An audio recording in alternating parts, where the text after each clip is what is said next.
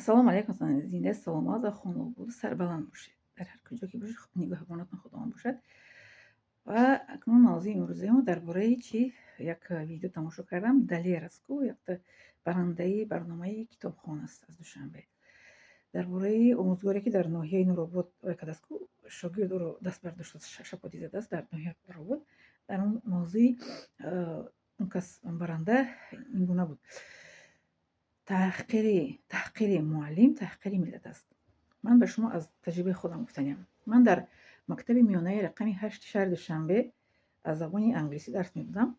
وقتی که من با آنجا در وقت دانشجویی اومده بودم، متدیستی من معلمه از انگلیسی رئیسه ایوان نبود اگر خطا نکنم با من گفتن همین گونه پیشنهاد کردن که من به شما با اعلا میمونم چون که شما بسیار شاگردان رو میتواند آروم کرده درس خود رو با آنها میساقی داده و معلومات خود رو به آنها رسانیده میتوانید من به شما باهای 5 میمونم که با آن شرطی که به مکتب ما با کار آید.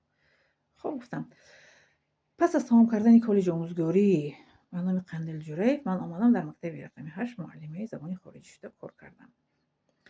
اول که وقتی که در تجربه آموزی اومده بودم مامون میتدیس به من گفتن که تو خودت رو تجربه آموز نشان ندی این چونی دیرکتلی مکتب به من گفته بودن که خودتون رو تجربه آموز نشان ندید که این خوانندگان ما از همه مکتب‌های شهر با همون دشور تربیه کودکان دشور تربیه میباشن در مکتب ما در مکتب رقم 8 خوانندگان دشور تربیه که از دیگر مکتب‌ها آورده شدن و در اینجا تحصیل میکنن و من خیلی پیشنهاد کردم و پیشکی مرا مثل آگاهی دادن که اگر شما خودتون تجربه آموز گوید اینها شاید شما پسند نکنن و احترام نکنن.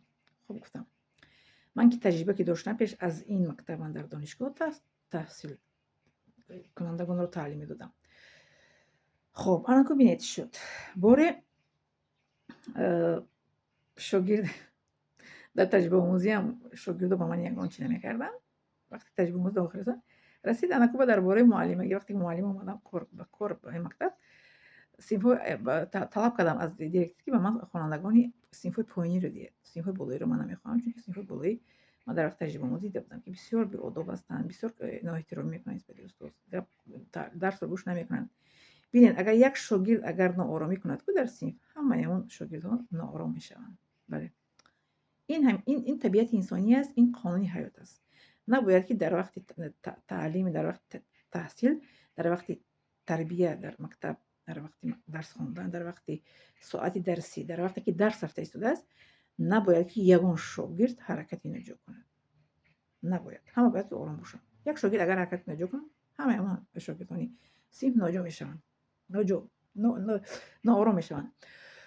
خب انا این درباره تجربه آموزی هم به شما گفتم که وقت تجربه آموزی اومدم من همین گونه شاگردان رو به خود جلب کرده تونستم که مرا در آینده در این مکتب به کار دعوت کردن. مکتبی که شاگردانی دشوار تربیه شاگردانی که از دیگر مکتب ها آنها رو تربیه کردن نتونستن تعلیم دادن نتونستن آنها رو جدا کرده و مکتبی رقم 8 مرکزی ناحیه اسماعیل سامانی که زیر مکتب رو از طریق نو زمانه‌ای کردن که انا مکتب من کار کردگیم.